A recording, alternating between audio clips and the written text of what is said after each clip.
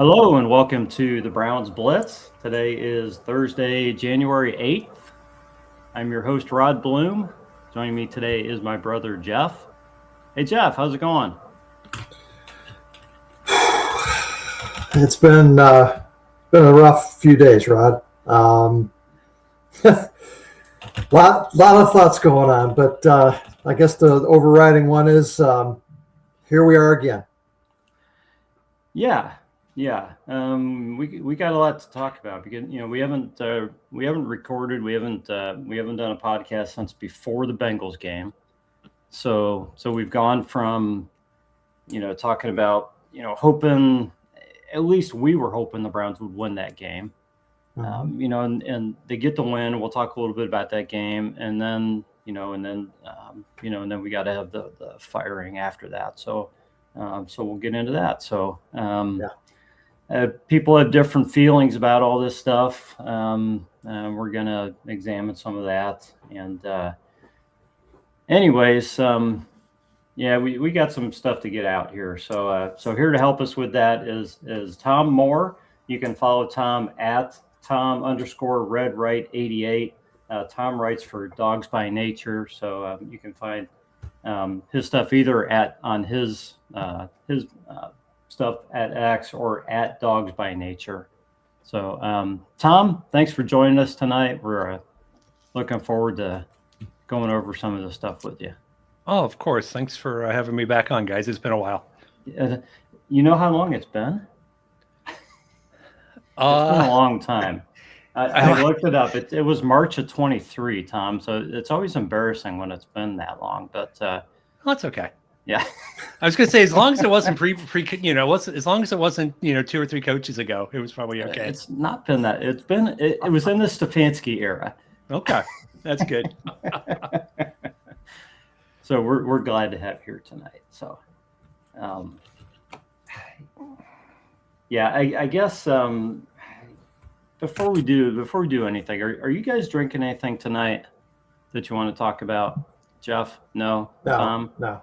Yeah, actually, I wasn't going to, but then I was like, okay, let's have it's a special occasion, so we can have a little bit of fun. So last summer, my wife and I went to Scotland for 2 weeks, and I you don't want to use the word literally, but literally everywhere you went at the gift shop, there were bottles of scotch, of whiskey. Some of them were full-size bottles, some were little bottles, like airplane-size bottles. So I know some of it's touristy, but I started just picking one up pretty much everywhere we went, just to bring a little bottle home.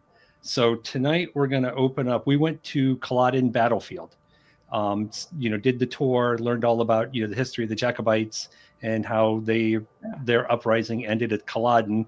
And as part of the National Trust for Scotland at Culloden Moor, they had Battle of Culloden Highland single malt Scotch whiskey. So we're going to open that for tonight to celebrate.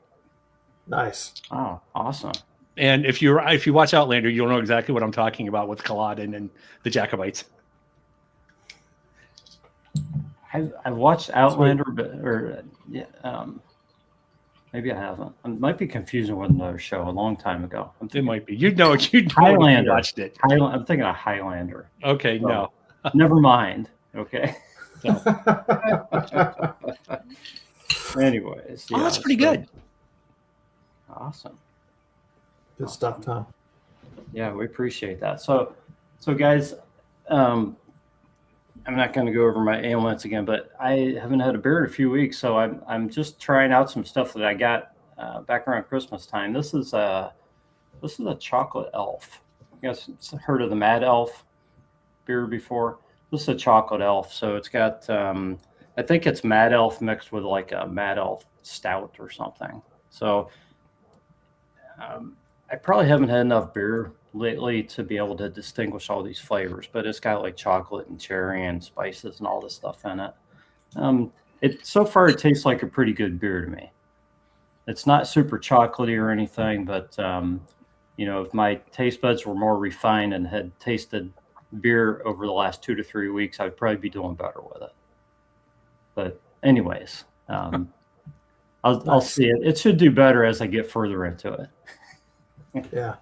Anyway, yeah. Yeah, the whole dry January thing doesn't really work if you're a Browns fan. Yeah.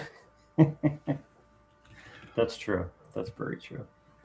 Okay, guys, let's before we get into all the post game stuff, you guys want to look at that Browns Bengals game real quick? I Sure. know I'm looking at this and I'm like, man, this game feels like it was like 3 weeks ago now. So much has already happened, but first of all, the Browns win 20-18. Browns finished 5-12. Bengals finished 6-11. It's funny to look back and think that the Bengals were favored by 7.5 in this game. Okay. And Jeff did congratulate me for actually getting this one right on the score prediction. I had 2017. It was 20-18. Because Jeff let me guess first on this one. Jeff's been going first all season and pretty much nailing almost every score prediction. And Jeff, I was going to go back and look at scores compared to how you guessed them, and I'll do that before the next show because I feel like you nailed probably better than half, maybe 3/4 of the Browns games this year. So we'll look at that on another show. Blind squirrel. Well, it's a little more than that when you're getting that many that close. Yeah. When you've seen this picture show enough times, you start to recognize scenes. So it's not as hard as you would think it is to predict some of these games. No, it's not. I mean, you look at the over/under. There's a reason it's set where it is, and then you just sort of factor in a few things that vary from week to week, and most people should be able to get it pretty close. Yeah, and I did predict a pick six too, but I can't take a lot of credit there because I think I predicted a pick six for like the last 3 or 4 games. Every week, yeah, pretty much every week. Anyways, it was an exciting play though. It was. So, and by the way, Devin Bush is on the back of that is the defensive player of the week this week. Yeah. Just a little piece of news. So he has played out of his mind this year. 100%. And he finishes the season with as many touchdowns as our number one receiver, Jerry Judy. 2. So, Tom, we've been talking a lot here. I know. I'm sorry, you were just reaching for your drink, but what takeaways did you have from this game? I mean, what stood out to you other than just the exciting plays? I mean, the field goal to end it and Miles getting a sack. Mean, it had to have been the most legendary 6 points an offense has ever scored in the history of the NFL. Yeah. The offense is outstanding. The offense is horrible, but credit to them. They, at the end they got it done.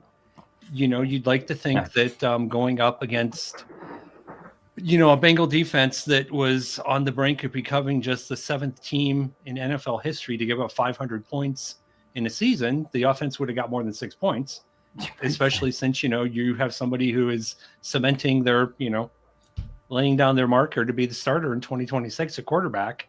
But, exactly. What are you going to do? They won once it's so hard because you hit this time of year and, you don't want, that everybody's putting in the hard work. You don't want, we don't want to come off Pollyanna here, but it's nice to see them get rewarded, with a win. It's nice to see Batonio possibly go out. If he does retire, he doesn't go out, with a loss.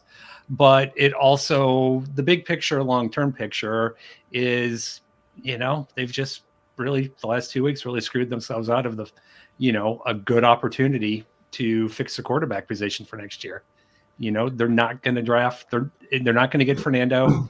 If Dante comes out, they're not going to get him. So, we're stuck watching, what's going to be a lackluster free agent pool and wondering, what are they going to do? Are they going to be the one that's going to bite at Ty Simpson, even though he's only had 15 starts, which is historically a recipe for disaster?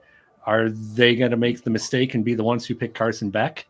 Are they going to kick the can? Because we all know that Jimmy just loves Tennessee and loves Peyton Manning. So Are they going to kick the can and hope Arch Manning comes out next year and we have to put up another year of 4 wins? So I don't know. It was good to see Garrett get, his sack.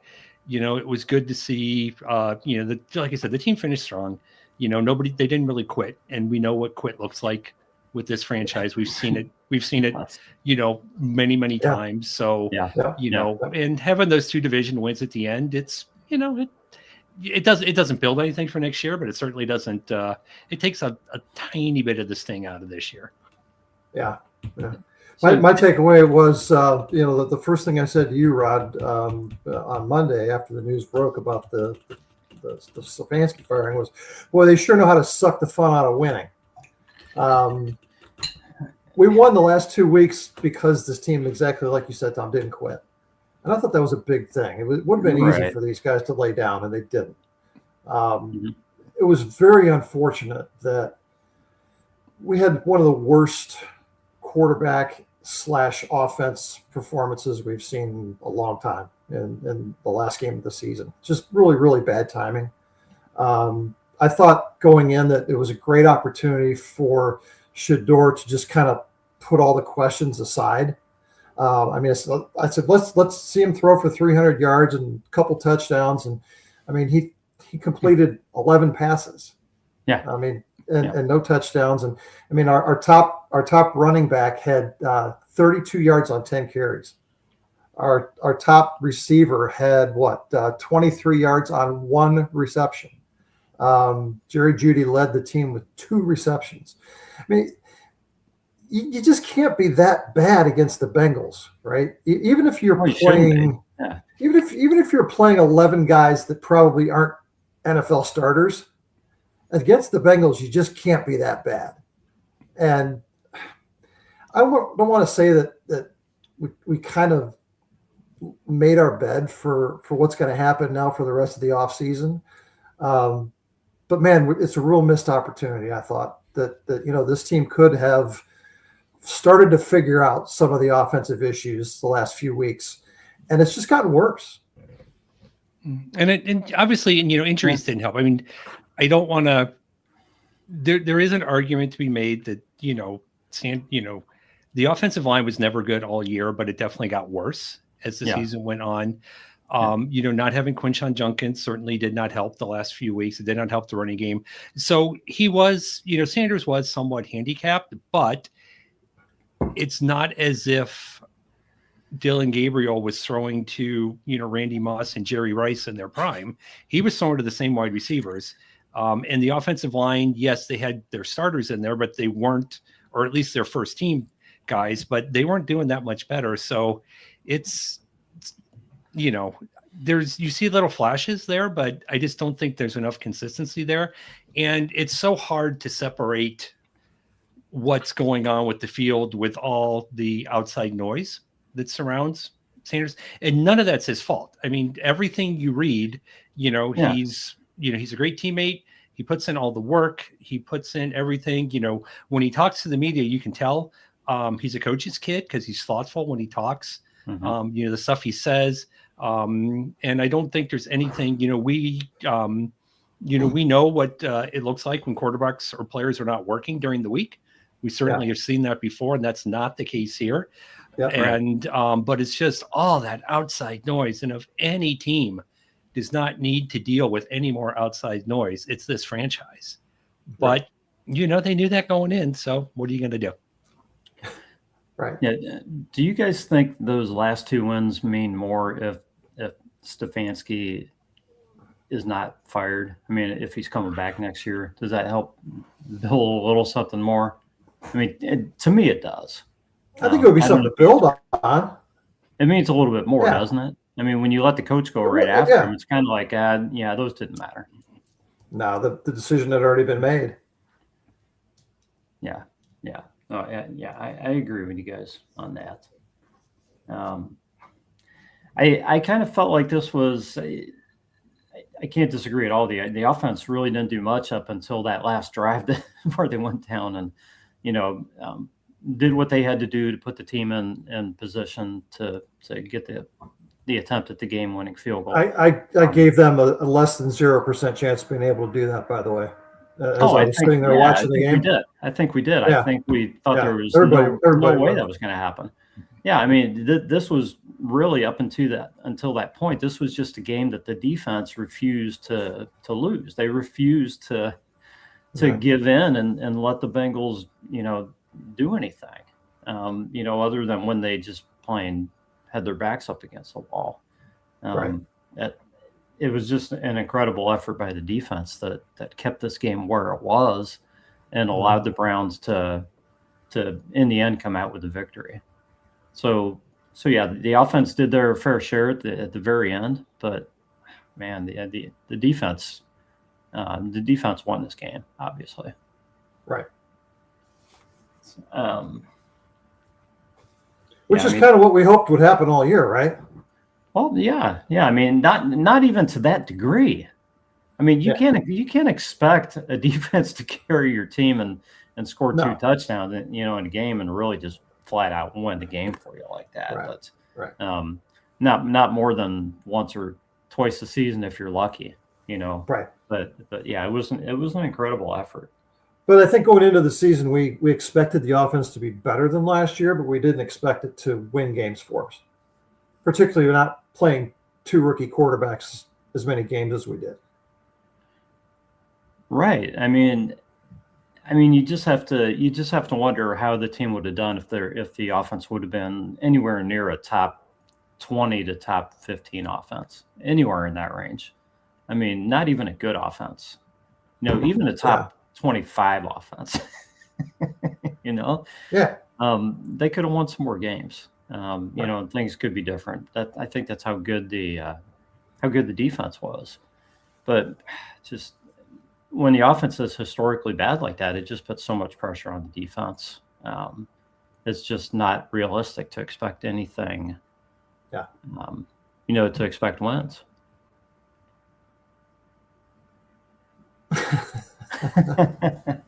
I'm not going to address that. Yeah, we don't rate quarterbacks based on their color. Not on this show. Anyways, guys. So yeah, let's. Do you guys have anything else about that game? Because I mean, for me, it was a nice win. I was glad to see the defense make that statement. I don't know what's going to happen going forward, not only with the coach but with a lot of the players, because a lot of the players are free agents or going into contract years now. Yeah. On that defense. So we don't know how much of that defense will be back next season. It could look quite a bit different next season, especially if there's a different coordinator.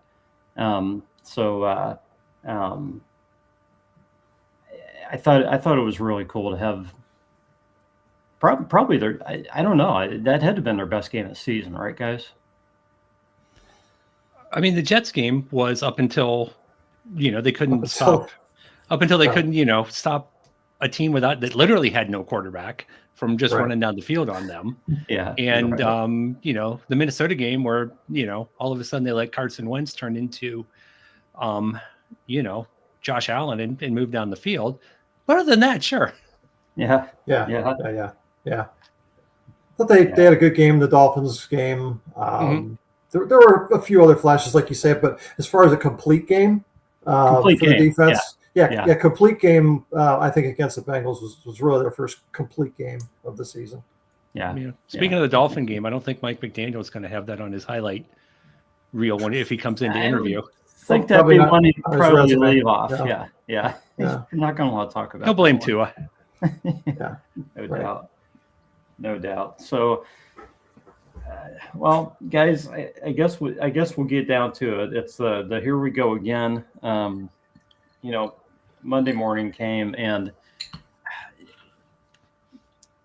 I saw everybody talking. I mean, there were a lot of people that were completely convinced this was going to happen well before it happened, and I really wasn't sure the Browns were gonna do this, until it happened, with the firing or the parting of ways, whatever actually happened. I don't know what happened. I don't think we'll ever know exactly. And I don't think it matters at this point. But no. to me, it raises as many questions as as it does provides answers. It's and Tom, we'll let you get into this, but it's the same stuff over and over again. Like Jeremy said, scapegoat.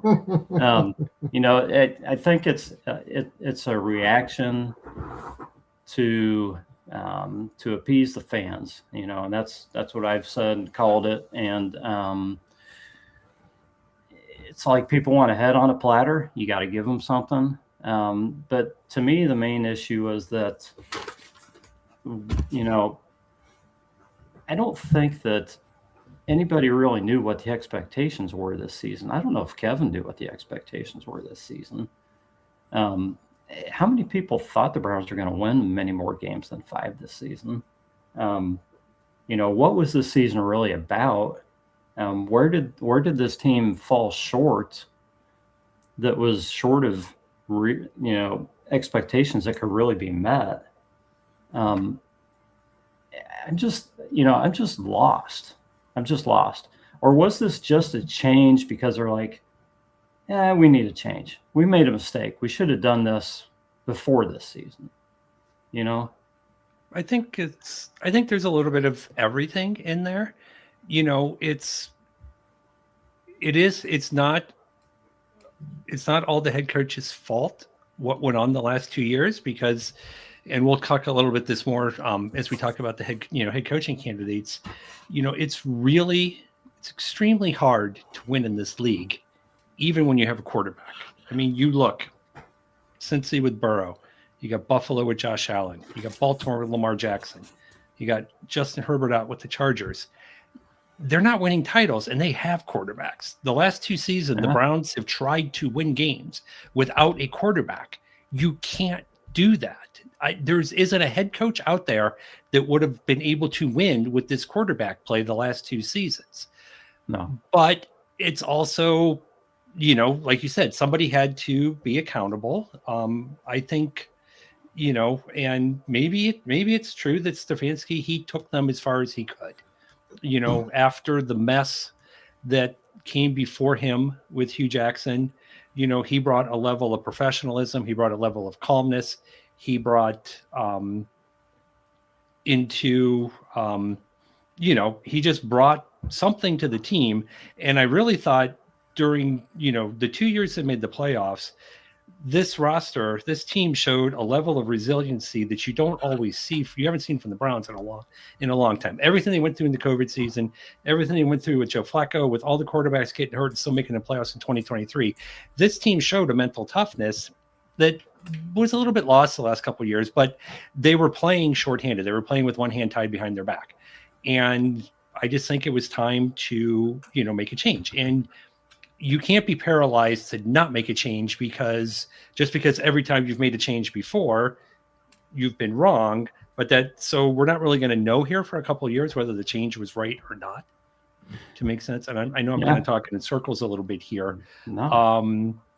But that's apropos, Tom. To kind of go back to, your point about what was the season about, I think the season on the offensive side was trying to evaluate whether one or both of your rookie quarterbacks, what they could bring to the table, what their ceiling was, and what you can do going forward with either one of them. And I think they probably came as close to getting a fair evaluation as you possibly can by playing both of them. Gabriel played 6 games. Shedeur played 7 games. Their stats are almost exactly the same when you go beyond just yards. The completion percentages are both bottom of the league. QBR, both bottom of their league.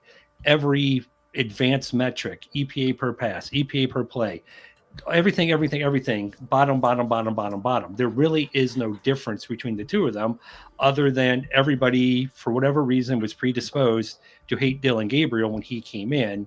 So when Shedeur took over, the bar was, in many people's eyes, just be better than the guy that we hate. And that's an okay bar. True. That's fine, but that bar does not equate to you're going to win.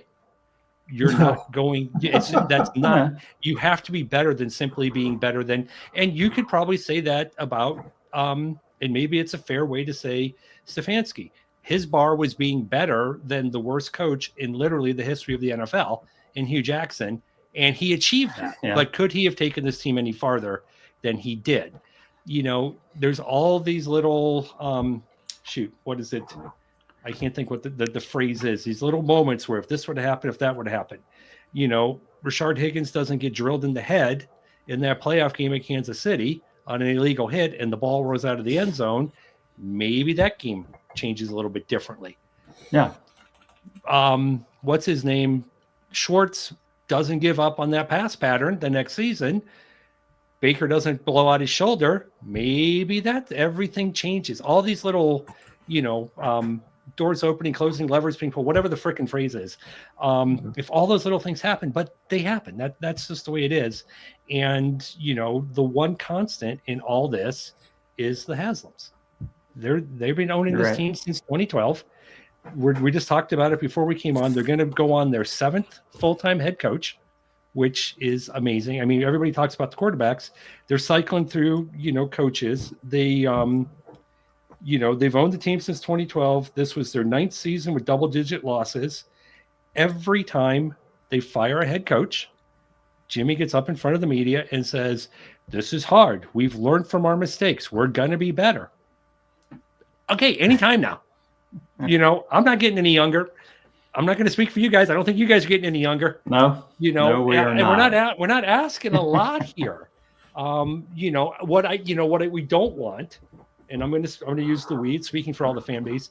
We don't want this team to be one of those teams like Carolina or like Atlanta that lucks into a Super Bowl with Jake Delhomme or with Cam Newton because they had a super easy schedule. They had every break go their way. They luck into a Super Bowl and then they just go back to being irrelevant. And Atlanta, Carolina, those franchises are irrelevant. You want to be that thing where, and I know I'm kind of contradicting myself a little bit here about the goal is to win championships, but you also want to be in that competition every year. You want to be that consistent. And as much as we bag on the Steelers, and they're going to have another one and done playoff appearance this year, they're going to lose again. Never won a playoff game with TJ Watt on the roster. We just need to put that out there. At least they are every year they come in thinking, okay, well, at least we're going to make the playoffs. Everything goes right. Maybe we have a shot. And again, let's get into that. Let's get into a nice, 8-10 year run like they had back. It wasn't 8 or 10 years, but back in the mid to late 80s, where it's like you came in with a realistic expectation of this team is good. This team is going to, unless the quarterback blows out his elbow and everything falls apart, they're going to make the playoffs. Then it's going to see what can happen. Let's get back into that, please, before it's too late. Right, and you're talking. Jeff and I have talked about that over the years now about hoping to catch lightning in a bottle, like the teams you're talking about, versus trying to build it right and be able to compete consistently, which is what you really want to do. I think hope is the strategy. And that's the strategy. And that doesn't work. But you kind of thought they were going on the right path because they were leaving the football people alone. They were letting them do their thing. And then the Deshaun Watson bomb blew up and, everything went downhill from there. But, I've been beating this drum for months now, and I'm probably never going to stop. The quarterback is the more important part of the quarterback head coach equation. If you don't have your quarterback, you have no chance of winning. And even if you do have a quarterback, it's still hard to win. But if you don't have a quarterback, you literally have no chance. I don't care who is coaching this team. No one is going to win unless they get the quarterback position fixed. And you can argue whether it's fixed now, whether it's not, whether it's worth another year. I mean, we're going to find out here. We're about to enter the most important, critical 120 days of the organization's history, according to the owners. So we're going to find out here between now and May, is the prophecy finally going to come true and they're going to get Kirk Cousins or Jimmy Garoppolo to fill in for a year? Are they going to dump into, some free agents that may or may not be all that exciting? Are they going to take a swing, at a quarterback in the draft? There's no way they're moving up. I mean, there's the Raiders aren't going to trade out to number 1. The Jets aren't trading out to number 2. There's no point in jumping up to 3. And, No. and I forget, and, the Cardinals need a quarterback, and who's the other team ahead of them? The Jets, Giants, Raiders, Cardinals, and there's one other team. I think that other team needs a quarterback too. I think the Giants are the only team that doesn't need a quarterback, but trading up to 3 is not going to do any good. Yeah. I want to get to a few comments here real quick. Some of this we've covered. Gail's talking about the first part of the season with Dylan Gabriel, and I think Tom. It was horrible. It was bad, but it was every bit as bad as the second half of the season. Yeah, it was bad. I think Gail's going back to Shedeur. Shedeur, I know that I think people had an issue with Shedeur not playing sooner. You could look at it different ways. Jeff was calling for Shedeur to play a lot sooner. Decisions were made within the organization to play Dylan Gabriel for a while. They either wanted to see more of him because he was taken first, or because they felt he was more ready to play at that time. Or, I threw the idea out that maybe they just wanted to give Shedeur a little bit more time before they put him out there, and that's why they put Dylan Gabriel out there, just to play him some so that Shedeur would be a little bit more prepared. Yeah. Here's the thing too, and this is not a defense of Gabriel, because I think it's pretty clear his ceiling is Colt McCoy back up the rest of his career, which is a fine career. There are guys that have hung around for 10 years in the NFL, God bless them, but it's not like he is a walk-on from Akron, an undrafted free agent they threw out there. Dude was the Big Ten Offensive Player of the Year. Everybody in this town screams how wonderful the Big Ten is. This dude went on and dominated the Big Ten as a quarterback. Obviously, he knows how to do something, right? Yeah. But it just doesn't translate to the NFL. Guess what? Right. A lot of quarterbacks. How many quarterbacks are there in college football right now? How many of them translate to the NFL? It happens. It's not an easy thing. And I think it's the arm strength that really showed up is the main issue. So yeah. Look, I think we need to stop making excuses. If there's no excuses for 8 wins in the last 2 years, and that's why you fired your coach, then we can't make excuses for everybody else. Okay. Jeremy wants me to mention half-sack Graham. He had a nice last few games, and he finally started to look like an NFL defensive tackle, and I'm sure he'll get better, right? But the reality is he looked like a rookie for the first 8 weeks of the year, and that happens. Okay, Shedeur Sanders. The fallacy here is that if we'd have just played him week 1, by week 17 he'd have been an all pro. Yeah. He didn't get that much better from his first. Let me ask you this: from his first game that he played to his last game that he played against the Bengals, how much better did he get? 10%, 20%? Well, as we've said on the show, it's not a linear progression. He showed improvement, and his last game was far from his best game. Right. So the reality is that rookies are going to be up and down. It's a steep learning curve. They get beat up. Okay. You can't sit there and say, we should have done this with this guy or that with that guy, because then they would have had a better year.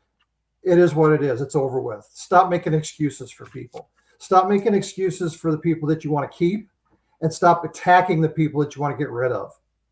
That's what we do here. Okay. I wrote this down when I was really pissed off on Monday. I wrote down, this fan base feels like it deserves a winner. Absent that, they demand their pound of flesh. Okay. Yeah.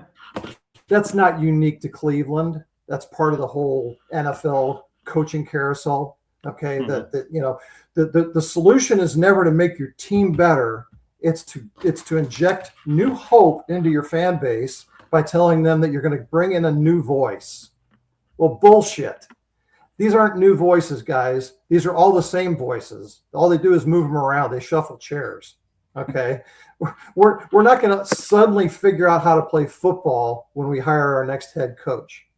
Okay, we're going to have the same kinds of problems that we've had for the last 14 seasons, because that's how long ownership has owned this team. That's how long they've managed it the way they've managed it. Okay, so since we're on the topic of coaches and coordinators and stuff, I'm going to let you guys have some fun now. I'll stop pitching. And Tom, you mentioned that we've had how many head coaches we've had? We've had actually 7. Kevin Stefanski was the 7th full-time head coach. We're about to hire our 8th. So, and Greg Williams was an interim. So, we've had 8 head coaches since the Haslams bought the team. We've also cycled through a bunch of OCs and DCs. I'm going to give you guys an over/under, and I want you to tell me whether you think we've hired more or less altogether. Head coaches, offensive coordinators, defensive coordinators as a total number. Okay. So obviously it's been 14 seasons. So what is that? We figured 42 would be the highest, Rod? 42 would be a max if they all change. 42. Yeah. So I'm going to go right in the middle. I'm going to say 21 is the over under. Okay. I mean, a functioning team might go through what, 10 or 15 in that time period, right? But I'm going to say the 21 is the over under for the Browns organization. What do you think the real number is? I'll let you go first, Tom. So we're talking all 3 combined? All 3 combined. I'm going to say it's probably over, because they've gone through so many offensive coordinators, where the defensive coordinators have tended to stick around for more than a year when they come in. You know, Patton kept O'Neill around to his detriment, which I'll never understand. You know, Schwartz has been around for a few years now, so I'll still say over, but I think it's over because the offensive coordinators are really skewing. Yeah, I'm going over, and I would have gone over with a number a bit higher, probably. Okay, so give me a number, each of you. Tom, give me a number. So that'll be the tiebreaker for you two. 11, 22. Okay, Rod? No, I'll go 25. Okay, so so you're right that we've had more offensive coordinators. We've actually had 10 offensive coordinators in that time period. We've actually had 8 defensive coordinators, and I'm counting Ray Horton twice because he had 2 runs, one with Rob Chudzinski and one with Hugh Jackson. Okay, so 10 OCs, 8 DCs, and 8 head coaches. That's a total of 26. That's dysfunction, folks. And the reality is it didn't suddenly stop in the last few years. When we hire our next head coaching team, whoever this is going to be, we're going to now have our 4th offensive coordinator in 4 years. 4 different systems, 4 different offensive coordinators, 4 different approaches with 15 different quarterbacks. Okay. Yet we're supposed to be able to go out and put a functioning offense on the field. You don't think there's any chance Reese stays as OC? And the follow-up, obviously, should he? Yeah, we can go off. We can go off on that. I think a lot depends on how they approach the hire. For me, the most likely thing is that they're going to hire a young guy, first head coaching job, because that's what we've historically done, right? The odds of us being able to bring in a Harbaugh or somebody who's been a head coach in this league, I think are pretty low. Because number one, that guy would have to be given some power. And we just don't do that in our organization.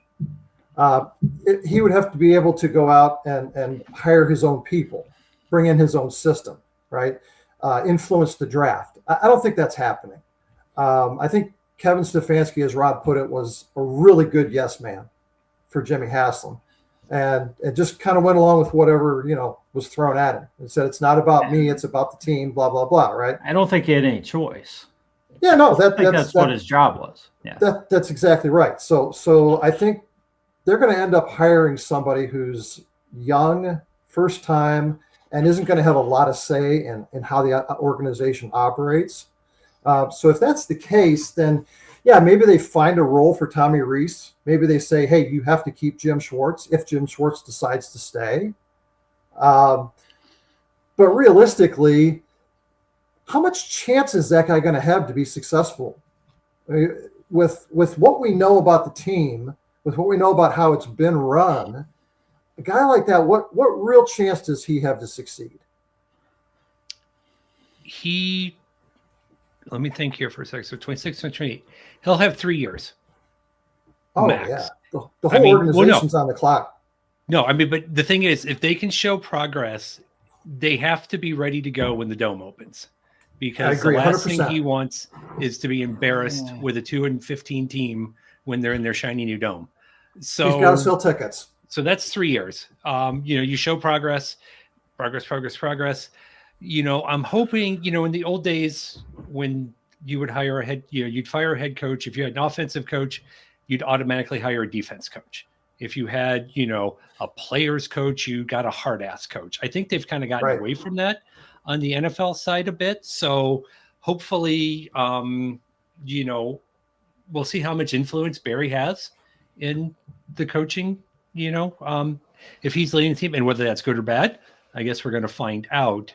But, I think if you come in as the head coach, you're going to do everything you can to keep Schwartz as defensive coordinator. I think you could probably sell him on it with a little, nice little bump in pay, maybe, a little bump in, I don't even know what his official title is. If it's something other than defensive coordinator, he could be assistant, whatever, something. But, I always look back at, it's as much as it hurts to keep bringing up the Steelers, when Tomlin got hired in Pittsburgh, the smartest thing he did, he was a cover 2 guy, defensively all his life. He kept Dick LeBeau. He could have said, nope, we're changing my system. The smartest thing he did in his tenure was say, nope, we're sticking with what we have. And part of why Pittsburgh has been so successful is they know exactly what type of system they're running, and they only draft players that they believe are going to succeed in that system. Yeah. It's not this cycle of I'm coming in and now I need my guys. And 2 years later, you get fired, and then we're running this, we're doing this, we're running defense, we're not defense. I mean, the offense is broken, so they can do whatever with the offense. We've had a new identity every year. Yeah, but they do. Keep Reese. The new guy can come in and he can do whatever he wants. And I don't think it's certainly, hopefully, not going to make it any worse.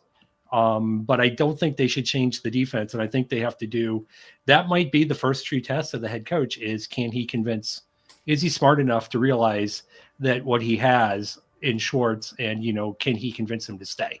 You're coaching a Hall of Famer in Myles Garrett. You're coaching, guys that are, going out there and in a league a game that's not built for defense anymore. There are some weeks where, you just see them stack 3 and outs. Yeah. And, eventually they break down because the offense is only scoring 3 points, but that's going to get fixed. The new guy's going to fix that. Because, I mean, I don't know about you guys, but I got really tired over the last 5 years of seeing wide receivers running wide open when the Browns had the ball. Scheming guys wide open was getting tiring. So they had to get rid of Kevin. Yeah.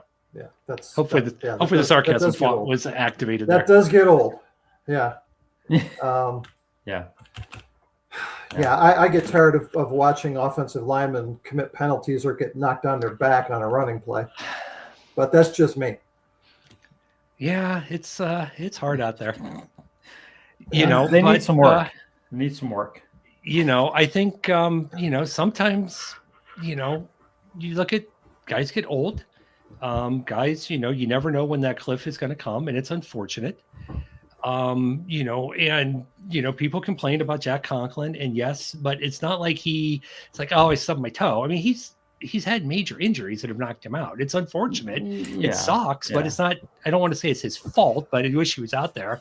And kind of the same thing with DeJuan Jones. I mean, this kid's got, bad luck. And I think the plan was always to move on from Conklin this year and get Jones back over the right side, because he's not a left tackle. Yeah. But his injuries, kept on shortchanging what little time he could get on the field. So you hope that, he can make it back. And at least that might be one piece, you can plug in, and then you fix the left tackle thing. Maybe you squeeze another year out of Batonio and see what you can do, and you can start getting the line back to where it was. Because they do have weapons. Judkins is the real deal, it seems, at running back. Their third down backs, Jerome Ford excluded, were productive enough, or they could be productive enough. Fannin is, dude, I mean, he's setting all kinds of like records for, the team, for rookie tight ends. Yeah, he's a star. Yeah. I don't know what I felt bad for, Njoku, the worst contract here you can imagine. So whether he comes back or not, I don't know. Sure. And I just, I mean, got to do something with those wide receivers. I mean, on the rare occasion the quarterback throws you the ball accurately, you kind of have to catch it because it doesn't happen very often. Only if you want to be on the team next year. I mean, I know. Yeah. So, I mean, Jeff, you were saying before we started, that this, as upset as some of us might be about, them letting Stefanski go in a year where they kind of seemed like this was a 2-year window for him to kind of get things righted. And there's merit to the fact that it was probably, maybe time for a change and all that this could be a good thing for him too, right? Absolutely. Yeah. I think this does way more damage to the Browns organization than it does to Kevin Stefanski. Kevin Stefanski will have a job right away. I think the real measuring stick will be who gets to the playoffs first. Does Kevin Stefanski get to the playoffs with his new team, or does Jimmy Haslam get to the playoffs with his new head coach? If I'm putting money on that right now, I'm certainly not taking Jimmy Haslam. I think Kevin, if he's smart, will take his time and will pick the right opportunity, even if it means not taking a job this year or taking an OC job or something, just to wait till the right job opens up, because I don't think he's the kind of coach to go in and fix something. As you mentioned before, Tom, certain coaches have certain styles, and I think he needs to be in a winning organization where he can be the kind of CEO head coach that he is and not have to walk on water. So, yeah, for him, I think it's a great thing. I think he gets to leave this mess behind. The rest of us, we're Browns fans for life. We're going to be in this mess forever. Yeah, we're not leaving. Yeah, Andrew Berry's going to be around for as long as he can convince Jimmy Haslam that he can have a good draft next year. And hopefully, I outlive Jimmy Haslam, but I don't think the chances are good at that. I mean, for me, next year isn't promised. So right now, I need to see them, like you said before, Tom, have a sense of urgency over the next 3 years, because that new stadium is coming, and they're going to need to sell some damn expensive tickets, and it's going to be a hard sell right now. And if they put somebody in there at head coach that can't perform miracles, and we find out that it's really because we have such a lousy offense that we've not committed to in the last 6 drafts,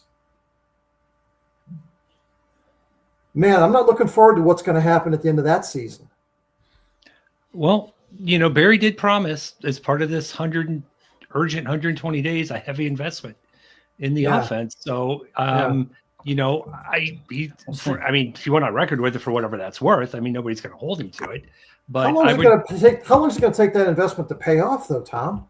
Well, it depends. I mean, you see rookies, you get a good rookie wide receiver, there's no reason they can't have, they can't be good out of the gate. We see rookie, offensive linemen be good out of the gate. We saw, rookie running backs. But again, it all cycles back to the quarterback position. We can't take all those guys with the 6th pick, though. No, but you can start building, and then you can do some stuff in free agency, and you can start building. But going back to the head coach thing for a moment, what is the selling point of this franchise? Okay, I'm bringing you guys into a head coach. I'm calling you. It's like, I want you to come in for an interview. Yeah, I can offer you. I have an unlimited checkbook to give you a salary, and this is one of those only 32 jobs in Somewhat. the league. But Yeah. other than that, what am I selling these potential candidates? It's the defense. It's it's some draft capital this year. It's We're selling you on a top 5 defense that you're going to have no say in, because we've got a guy there that we like that's giving us that you want to keep around, good run, right? That we want to keep around, right? So so you got a good defense. You're not going to have any say in it. We have 6 guys under contract that we think are cornerstones of the franchise. Myles Garrett, Denzel Ward, Grant Delpit, Malik Collins, and we just extended Alex Wright. Those guys are all on defense, okay? And we have Jerry Jeudy on offense. Okay, that's your part. That's what you get from this roster is Jerry Jeudy. Okay, you're welcome. Well, and you got the rookie class that just came plus Harold Fannin and Quinshon Judkins. Yeah, by the way, our first 2 picks in this tremendous rookie class were on defense. Okay. Andrew Berry took 19 players in the last 6 drafts, okay, in the top 100. Top 100 picks, he took 19 players. We've extended 3 of them in that time. Grant Delpit, JOK, who's not playing, and Alex Wright, who we just extended, all on defense. Okay. I gave you these guys before we started, Rod. 4 guys that are eligible for extensions this year: Cedric Tillman, DeJuan Jones, Isaiah McGuire, and Luke Whippler. How many of those guys do we think are getting extended in 2026?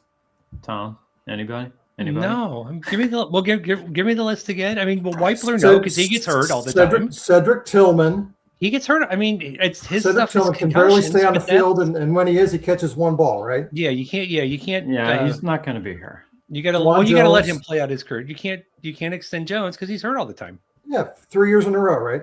You can't extend Whippler because he's hurt all the time. Yeah, you got to stop drafting these Ohio State guys. He just tore up his knee, right?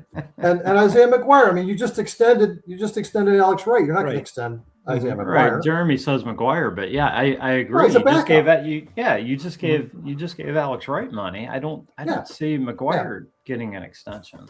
Yeah. So that's the capital that we have to work with, right? In terms of our roster, we've got 6 guys who make a ton of money. Okay, we've got $86.4 million tied up in those 6 guys in cap space in 2026. Okay, we've got 9 guys on void contracts that their cap number totals up to $72.8 million. And I'm not counting Watson or JOK. Okay. When you throw those 2 guys in, that's another $57 million. So we've got 6 guys who are going to play for us in the fall that we're paying $86 million. And we've got 11 guys who probably aren't going to play for us in the fall who are paying $129 million. Well, you're welcome.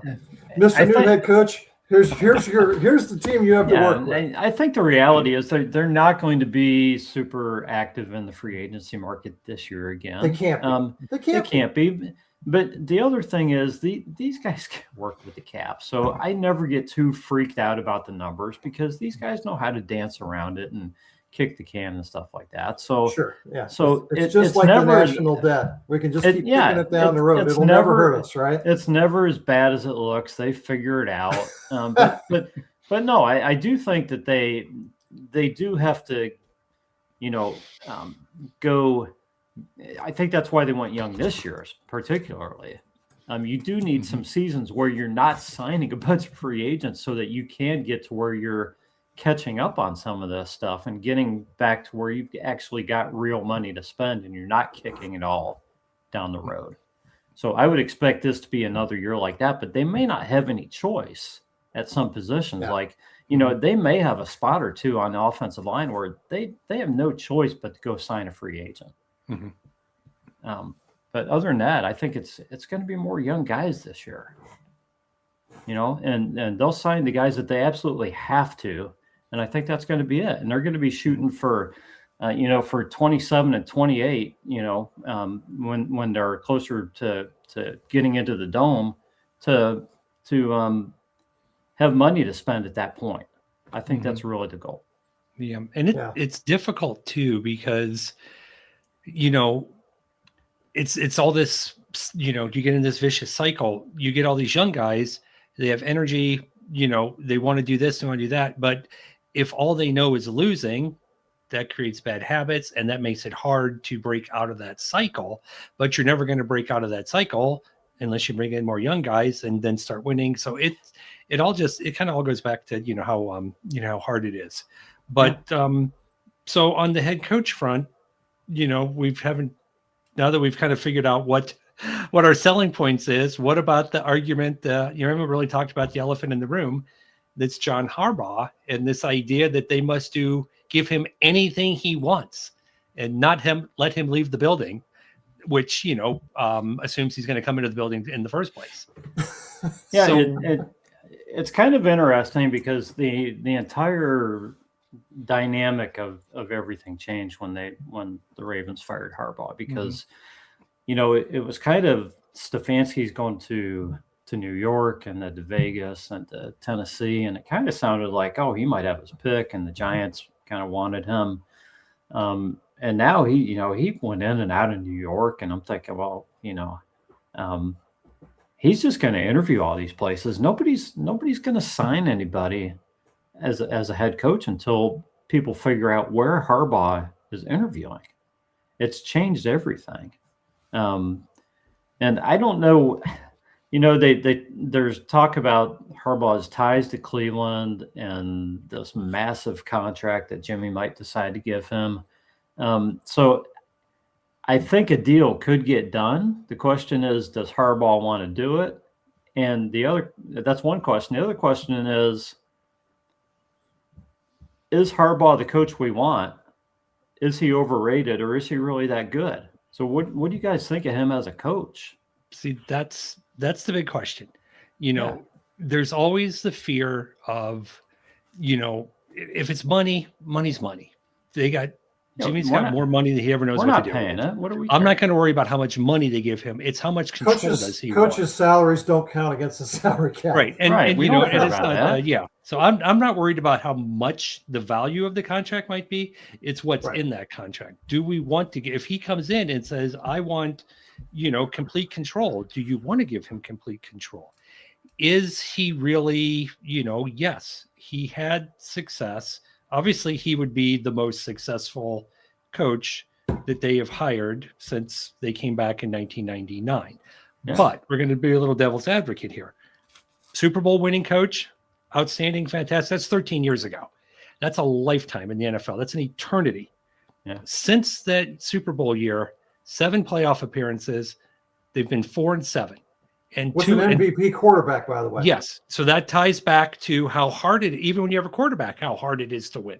Yeah. Yes. And two of those 4 wins came against the Steelers in the playoffs. So do those even really count? Yeah. We have to count those like a half or they count double as far as I'm concerned. Anytime you beat the Steelers. Yeah, you're right. I just wish they could have beat them last week. But yeah. How much success? Well, we're going to come back to that in a second too. And for every Andy Reid, there are 20 coaches that go to a second team and fail. I think the pluses are he knows the division. That's a huge. Obviously, he knows what it takes to win in the rough and tough AFC North. But he there's no about 9 or 10 wins now, roughly. So yeah. So that's another selling point. Is the division starting to come back to the Browns? But we're not going to have this week 1 against season opener against Pittsburgh, and it looks like this is the first time they've ever played the team in the history of the franchise. They open up these years, they open up against an AFC North opponent, and it's like football. What's a football? How could you not know what's going on? So that's a selling point for Harbaugh. But I just don't know how much. You don't know how much control he wants. You don't know how much control you should give him either. But but shoot. And I said I was going to circle. Oh, so let's go back to that Pittsburgh game. This is one of those what if opening sliding doors, whatever. If that kid makes the kick, do they still fire Harbaugh, or do they fight, or Oh, do they no. wait till they lose in the playoffs this weekend and then they fire him? Yeah, Yeah, he that's misses when he Tom misses will a get fired. he misses a 44-yarder, and that's a coach's fault. Yeah. So I mean, it's just wild how these things, some of these things, and it couldn't have been. It just, I think they probably would have, but it would have been a lot harder, obviously, to fire him. They would just, because they would have lost this weekend, and then they would fire him next week. But that would have been, because then they would have probably said, "Look, you're 4-8, in your playoffs in the last 13 years in the Super Bowl. 2 of those wins against the Steelers. That's not getting it done. You're out." So I would have given them the argument, and they would have used it. But it's just weird to think how all those little things happen that way. You're right. They're hoping that their next head coach is going to be better, just like we are. Yeah, And it's That's kind of right. crazy to me that we think that the guy that they gave up on would be better than our guy. well, that's the whole thing too with retreads. Wow. I don't want to retread. I don't want a coach who's been a coach before because it doesn't work. But Harbaugh could be the exception to that. And people are going to lose their minds for what it's worth if they don't get him. But the thing is, he has to want it too. Maybe he wants to go somewhere else. Maybe he wants to, and who knows? He said he's not going to do anything till next week. He might come out next week and be like, you know what? I'm just going to take a year off. I got to recharge. I've just been through 18 years of a grind, but he is 63. So he's only got so much. I mean, 63 isn't as old as it used to be now that I'm getting closer. We'd like to think so. Yeah. To that, Right. but it's not like he's going to coach forever. He's not 43 and he could take out a year and then he's still got 20 years to coach. He's probably only got a good 10 years left. So, he might want to get going before the clock. Yeah. runs out. Does he want a team that's closer to contending? Well, but who would that team be of the available? Unless someone's going to jump up. Yeah. I don't know. And, I'm trying to think of, I can't think of any coach that's coaching this weekend that might be. I think Atlanta is the job that people talk about just because they have some talent and that division's a They little don't have a easier. quarterback But, though either. well, yeah. I mean, yeah. But yeah, Atlanta. I mean, New York's a big it's market. probably the most attractive job talent-wise overall. But yeah. I don't know. I think know. Tennessee's a pretty attractive position. I think Las Vegas having the number 1 pick is a pretty attractive position. Yeah, I think you're right. I think those guys all have plenty of options, and why would they take the least desirable one in my mind? Look, I'm not just saying that because I'm a Browns fan and I'm a negative guy, negative Nancy anyway. But the reality is that we have a lot of issues here, and it's not going to get fixed in 1 year. But And that's what the owner wants. Is working for Mark Davis any better? Oh God, no. Than working for Jimmy Haslam? No, but at least your dome is built, and you have you'll be able to take your quarterback and but you can go gamble and watch dancing girls at night. Half the stadium is filled with the opposing team, though. Fans from the opposing team. Well, that's the same thing here. I mean, well, yeah, but I mean that only happens when it's when it's Pittsburgh or Buffalo. So because they're close enough to come San Francisco draws pretty well too. But anyway, it's probably cheaper to come here than go to their stadium. Probably so. Yeah. So I mean, so the Browns have. And I don't want to spend hours talking about the candidates and everything. I mean, this is going to be going on for weeks, guys. But the Browns have a few interviews set up. And I'll be honest with you guys, some of these guys I never even heard of. I don't follow closely enough to know every team's offensive and defensive coordinators.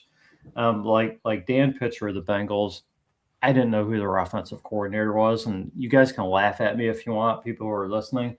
I know Bengals fans who didn't know who their offensive coordinator was.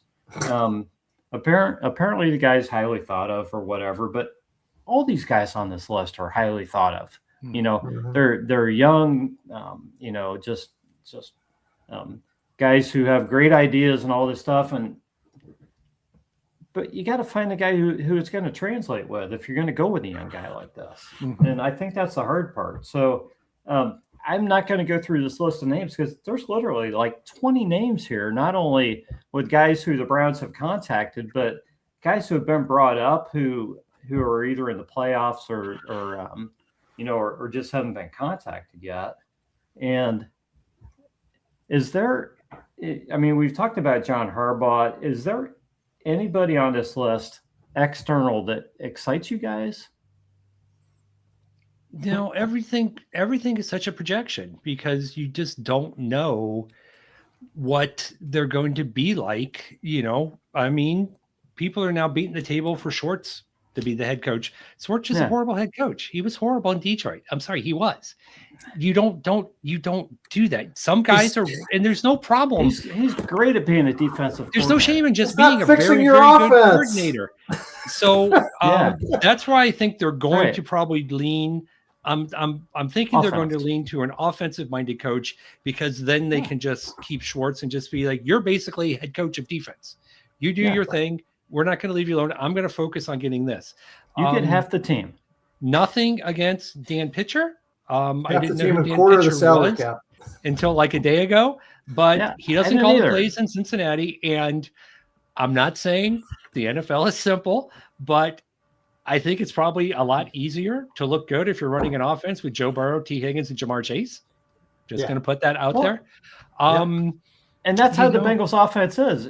If Joe Burrow is playing, they're great. If he's not, they stink. He just throws it up to Jamar Chase and he makes it something happen. So I would strike him. And also, the last time they hired an offensive coordinator from the Bengals, it didn't go so well. I wouldn't go down that road again. Just to be different, the defensive coordinator from Seattle. Now I'm contradicting myself again because I said they're going to go offense. He's the defensive coordinator, but he's from England. He has a unique background. I think that'd be fun. Is that successful? I don't know, but it'd be interesting. Why not be something, but it has to be somebody that is buying into what they're doing. It has to be someone who understands that first year, maybe the first 2 years is going to be a little bit rougher than what you expected, but that's the way bad team. It's kind of like when somebody is the first draft pick and they struggle their first year. It's like, because you went to a bad team. I mean, unless, I don't know. I'm blanking on a good example, but unless somebody retires at the top of their game and then you step in and you keep the ship running, that doesn't happen, too often. So, it'll, who knows? Is it still all the rage to just hire somebody because they had lunch with Sean McVay? Then get one of those guys from the Rams if you think that's the way to go. They're both on the list. I mean, the last time a Shula guy was hired didn't go so well either. In Cincinnati, but you never know. So I think that both the Seattle guys are highly thought of by different people. Jeff, is there anybody that you see on the list or that you've seen that you think would be interesting? I think whoever they hire has about as much chance of sticking as Freddie Kitchens. I've got a name. I've got a name when you guys are ready. All right, let me just throw this out real quick, Rod. The guy they hire is less important than the offensive philosophy. They need to bring in an offensive coordinator who knows what the hell he's doing and can implement a system that we can maybe stick to for more than a season. Since 2012, Brad Childress ran the West Coast. The next year, Norv Turner ran Air Coryell. Kyle Shanahan ran West Coast after that. Then John DeFilippo ran the West Coast. Hugh Jackson ran his own system, whatever the hell it was. Then Freddie Kitchens ran Earhart Perkins. Honestly, I never heard of that before today. And then the next year, they made Freddie Kitchens hire Todd Monken, who brought back Air Coryell, and we've been running West Coast since 2020 or some version of it, depending on who they forced Kevin Stefanski to run the offense or hand the play calling off to. Well, you can't operate like that. No, is the fact that they have to essentially rebuild the entire offense a positive then, because the person coming in has essentially a clean slate because you only have one or two pieces that you're going to be able to count on going the next year. So it doesn't matter what. No, Mike McCarthy. Absolutely not. No reach. And you might have just hit on something. And he has an analytics. Mike McCarthy. He has an analytics man cave. I forgot about Mike McCarthy. He can't come here because. So this is Andrew Berry playing 3D chess. This is why we have completely ignored offense for the last 6 drafts, because we wanted to set it up so that this year the new guy would have a complete slate. That sounds like a hell of a they can, plan. and then they can start focusing on this is what I want to run.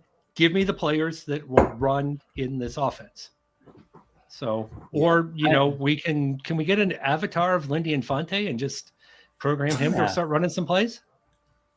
We're probably like the only 3 people on here who know who that is. Yeah. Yeah. At least we all know who that is. So, guys, I'm going to give you, and there are plenty of guys on this list of 20 or 30 names who would be decent hires, who could work out and everything. But if it's me and I'm just taking a chance on a guy, because this is a shot in the dark anyways.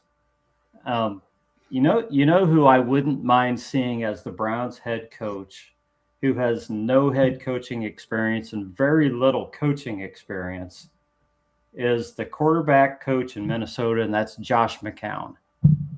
Bring him in as head coach. Let him hire an offensive coordinator. I like that guy. I don't give a damn how much experience he's got. Screw it. Let's bring in somebody who has let's bring a clean slate versus a clean slate. Let him just come here and figure it out. And when we get to week 18 and we're out of quarterbacks, he can suit up. There won't be much drop off. Josh would go out there with 2 broken legs. He would. Exactly. No, I've always liked Josh McCown. I would love to see him get an opportunity, whether it's here or someplace else. But oh my gosh. Anyways, I guess he's had interviews before, but I don't know if he's qualified at this point. But the way he played here and the way he played throughout his career, if that's something that would translate as a coach, that's the kind of coach I wouldn't mind having in Cleveland. So. All right, guys. Couldn't be a worse pick. I mean, or there could be a worse pick, I guess. You could. Who knows what they'll come up with? Well, we'll find out. The one certainty is it's just like with their draft picks. Whoever they have a quarterback, whoever they have a head coach, we're going to talk ourselves into that. This is the guy who's going to be the right guy. Right, because that's what all we have here is hope. Well, that's what we do. It'll be different. It'll be fresh. We're gonna support whoever they hire, anyways. And I'll root for them every week, Rod. And I just won't expect them to win. People are going to complain because they're not calling timeout. People are going to complain because the Browns are the only team in the NFL that commits a penalty. People are going to complain because voodoo or the analytics voodoos are still running around, and all this, all the same stuff that we bitch about every week. You're right. But then you turn on the TV and it's like, well, there were years where Baltimore was the most penalized team in the NFL. Does that mean we don't want to hire Harbaugh? It's just, it's not a slam dunk. No, really not. There was just, it would be nice to clean slate a lot of things though, with this franchise, with this fan base, with just a lot of things. And just, let's stop yelling about Denny's menus. Let's stop yelling about analytics. Let's stop yelling about they had somebody in the building once upon a time. And just, let's just kind of focus on what's important. Yeah. Yeah. It's just funny, isn't it? How we can attack certain people, but can't attack others. Right. Whatever suits our particular narrative. And then we've been going through that process for a long, long time with this team, where we find guys to hold responsible, and then other people get a completely free pass. And ultimately, we just saw the same thing. I mean, the head coach took full responsibility for everything that's happened since the Watson contract, and Andrew Berry gets a completely free pass. And we're not making any excuses for Kevin Stefanski. He only won 8 games, but we're making all kinds of excuses for Andrew Berry and all the whiffs he's had in the draft, right? Look, the reality is GMs make mistakes. The draft is an imprecise thing. They miss all the time, right? GMs make mistakes. Head coaches make mistakes. They call plays that don't work. Kickers miss kicks. It happens, right? It's all part of the uncertainty, like you said, Tom, of how hard it is to win in the NFL. Okay. But we can't pick and choose who we're going to hold responsible. We need to ultimately hold the owner's feet to the fire and say, get it right for once. Stop stringing us along. Stop telling us it's going to be better this time. Fix it. Because if you don't, guess what? Your bubble in Brook Park is going to be empty. You're right. It might be empty anyways. It ain't going to be cheap to go there. And yeah, there's won't have any average fans for sure. No, and there's not that much corporate dollars around here, to support, everybody always points out that Cleveland's the smallest city that has 3 professional sports teams. And, there's only so much corporate money to go around, and you need that corporate money, and you need those high rollers to go. And there is money. There's definitely money in Northeast Ohio. There's no doubt about that. But, whether in the first year, it'll be fine because people, it's new, it's shiny. People are going to want to go. But then, if you have to sign up for a 10-year lease, but, those PSLs aren't going to be cheap, and those season tickets are not going to be cheap. Yeah. It's going to be a challenge for the average fan. Definitely. Definitely. Yeah. Okay, guys. Well, we've been talking this to death for a while. We've gone a little bit longer than usual, Tom. So that's okay. We appreciate you joining us tonight. Oh, of course. I hope I brought value to the conversation. Oh, absolutely. And not just rambling. No, you brought a lot of value. So is there anything that you're working on currently with Dogs by Nature that you want to kind of talk about? Just watching doing the coach watch. And praying for a new quarterback. Free agency will be kicking off here pretty soon, so we'll have all our the free agency coverage, and then the draft profiles will start, and then before we know it, training camp will be here, and we'll be screaming at the preseason game about the undrafted free agent wide receiver who looks super great. That why isn't he making the team? And are they playing one every year? Are they playing the starters enough? Why are they not playing the starters? So yeah. And then everything will be great once September rolls around. And that's the thing. We get enough misery from September to December. January to September should be the time that's full of hope, full of promise, full of something good's going to happen. Yeah. There's no reason to be miserable now because we know we got 17 weeks of misery coming this fall. And thankfully, the fall's the fall's a good time. You get your pumpkin beer, you get all your good fall stuff to kind of help mitigate the misery. So there's no point in being miserable now. That's the one thing. Just save it for when it matters. You're right. Yeah. Okay, guys. Tom Moore, follow him at Tom_RedRight88. Jeff, do you have final thoughts tonight? Yeah, I've been pretty miserable, Tom. I needed to get it off my chest tonight. Sure.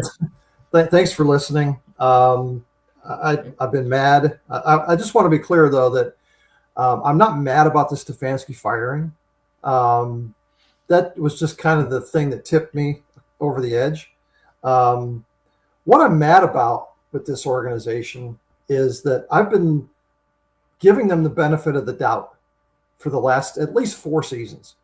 That with the Watson deal, that they went into it with the best of intentions, they just screwed up, and that they would have a plan B if it didn't work. Well, it's clear to me now that there never was a plan B. They had absolutely no plan B. Yeah. For if Watson didn't work out. And this organization, the players, the fan base have all suffered as a result of that. And that's what pisses me off. And now they're promising us that they're going to magically be able to fix it with a new voice in the room. When the reality of it is, we all know that this is going to be a huge process to fix the roster, to get us back on the right track, if we ever get on the right track. I mean, we haven't been on the right track in 27 seasons. So for them to continue to promise us that this is going to be the year, just stop already. Stop blowing smoke up my ass and telling me that you're going to be able to fix it this time when everybody knows that you're not. And at least go out and have a good draft. Terrific. Give us something to root for. Give us something to get excited about. Okay. But stop with the promises that that you're going to get it right this time. Jimmy, you didn't, and you won't. And You did like I was afraid you were going to do when I was on the podcast last week, and I said you were going to be just like the alcoholic who falls off the wagon. Yeah, You went, you're right. you went back to your old methods, and if past performance is any indication of future results, it means we're in for, like you said, Tom, a hell of a long year this year. Mm-hmm. Yeah. Well, thanks to Tom Moore and to my brother Jeff. We appreciate you guys. We're gonna call it a night. This has been the Browns Blitz. We thank y'all for listening, and we will catch you next time.